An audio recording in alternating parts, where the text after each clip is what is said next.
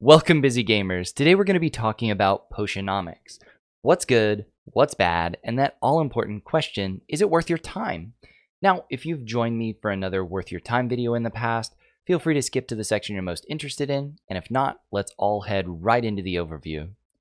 Potionomics was released in October 2022, and it's available on PC through Steam. The game was developed by an independent studio out of Seattle, Washington called Voracious Games, and in it you're going to be taking the role of a young, poor, and fairly naive witch named Sylvia, who has inherited her grandfather's alchemy shop. Unfortunately, also his crushing debt.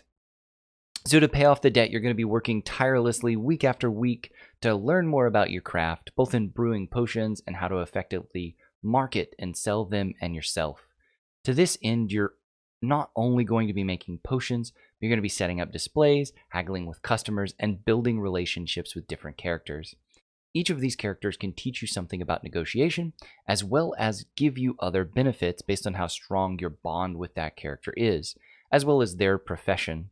For example, the local heroes can venture out into the wild for you, gathering ingredients, getting upgrades for your shop, going further and further, and getting more based on the potions you give them for the job. Or you can just meet with their guild leader and you can invest in a portion of the guild's overall returns for the day. Both of these things will get you ingredients, but with different effects on the market and different financial costs on your part. At the end of each week, you're going to have a contest to attend, and the prize, well, conveniently happens to be the amount of funds you're going to owe to the bank for that given period. At the start of the week, you're going to know exactly what potions will be needed, and your success, or lack thereof, will be determined by the quality of the potion, in addition to how well you drive up the value of that potion by haggling once the contest begins. Your opponent will try to undermine you, though, and may create some excellent potions of their own, so it's no easy matter. If that sounds like a lot for you to do, relax. You've got plenty of time, right? Wrong.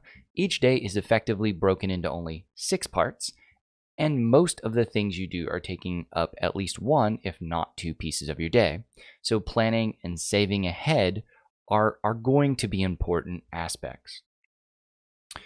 At the time of this review, I've played Potionomics for about 18 hours on PC. I've completed the first 30 days of the story, as well as successfully completed the 3rd contest, building up most of the relationships that you have available to you at that point along the way. What do I think is good about Potionomics? First and foremost, this game is happy, it's positive, it's inclusive, and honestly, it might really seem odd for that to be the first good thing that I have to say about the game. But as I was reflecting on the game and my journey with it, that just really stood out to me. The cast of characters you meet are genuinely lovable, adorable, and sweet, and honestly, these are not words I say a lot, but here we are. There is a budding adventurer that's gaining confidence and finding her place, a guild leader that just wants to be one of the people, but he's so very out of touch, and a wise and meditative, calm carpenter, just to name a few. So the dialogue here, the exposition of the story, and the local culture or the history all come through their eyes, and it makes a major impact, which made me genuinely look forward to traveling and visiting them, where in many games I kind of find these relationship building activities to be a little bit more of a chore, to be something that detracts or distracts me from the main game. The potion making here, the core of the game, is also very excellent, and so we want to jump into that pretty quickly as well. It needs to be covered. It's going to be what generates your income, the decisive element for success in your weekly contests. So I'm glad that it's enjoyable. In the game, potions are made by mixing in ingredients, either from a recipe or throughout experimentation, which admittedly I did very little of. This is standard for a game centered around alchemy for me, but what makes Potionomics stand out is the added strategic layers they place on top of the tried and true formula. Ingredients, of which the order and type you unlock, are going to be different from game to game. So for example, I had to reset my game a few times. I found different ingredients than I did in the first run through. Each are going to have a mix of magumins, which for the purpose of the review basically just refers to specific aspects or colors that need to be mixed into a potion. Each potion type needs a specific ratio of these magumins or colors in order to create that potion. Some ingredients are going to have only 1 type of magumin, while others have 2, 3, or even 4. Each of them have their own unique value and their own unique strength within that ingredient as well. So now if I need 25% red, blue, or green magumins, I have to find the ideal mix of ingredients that stays as close as possible to that mix, 25, 25, 50, while also having the highest overall number of magumins contained with it. So that total value still matters. Having 1, 1, 2 hits my ratios, but having 10, 10, 20 would be a much stronger potion. These aren't exact values here, but they work for the example. To further complicate these things, your cauldron's only going to accept a certain number of total ingredients until it's improved, and it's also limited to a total number of magumins as well. So even if you happen to have very, very quality ingredients, you might be able to put in more ingredients than your magumin total would handle. Ingredients can also have further modifiers that make them more appealing or repulsive to one or more of the senses. There can be potions that smell great or feel slimy, for example. All of these aspects make for a really fun puzzle that's going to be leaving you thinking a lot on how to get the most value out of every one of your brews. For our last good that I want to specifically call out here, this is only the third one, so we're not going too wild. Let's talk about the negotiation or the card and deck builder portion of the game. Initially, I was excited about this part, and it was implemented very well.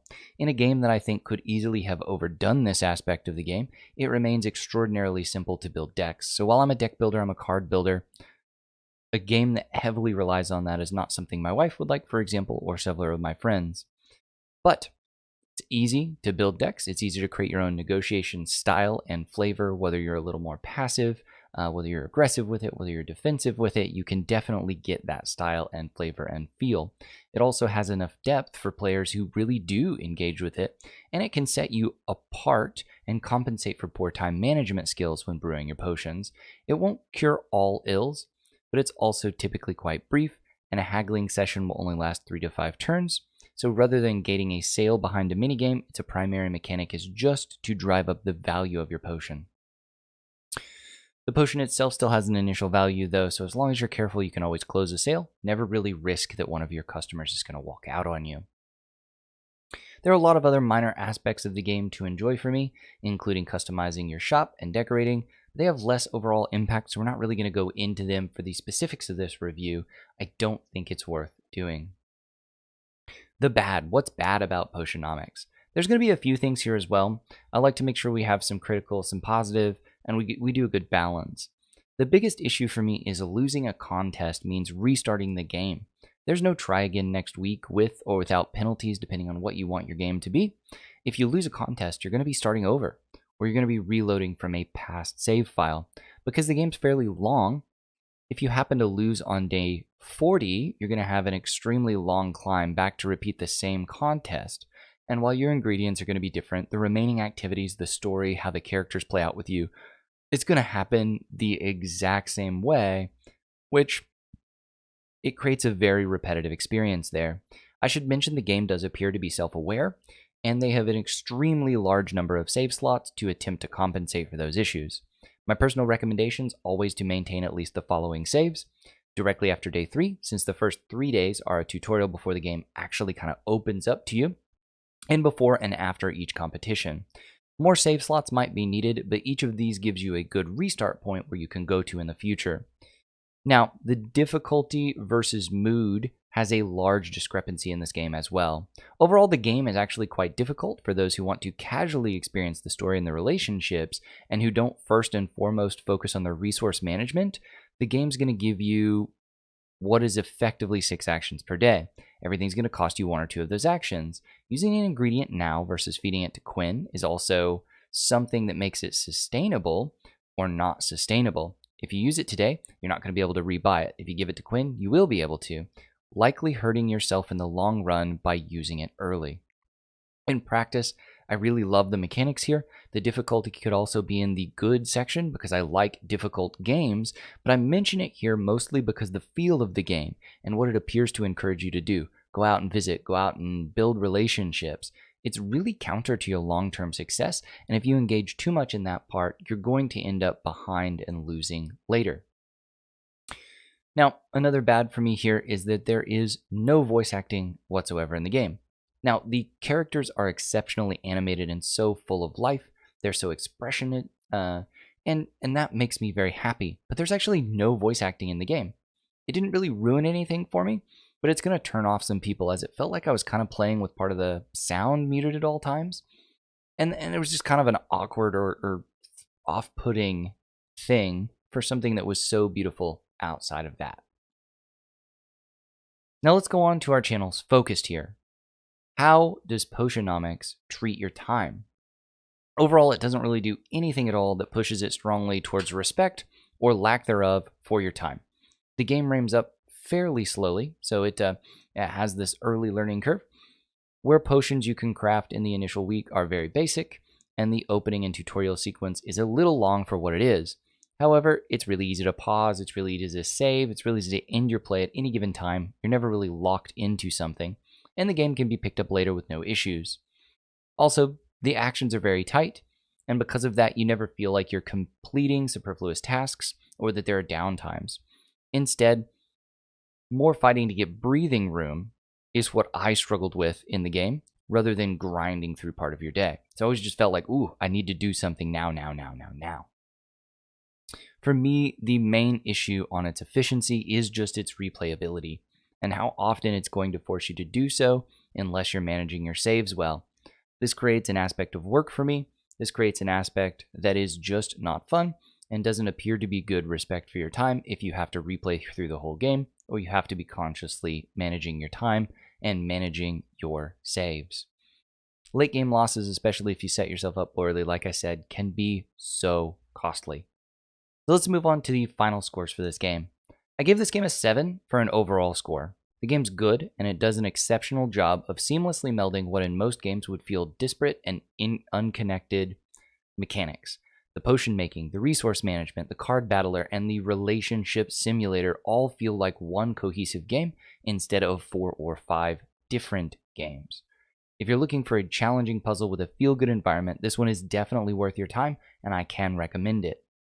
The efficiency score here is going to be hit really hard, though.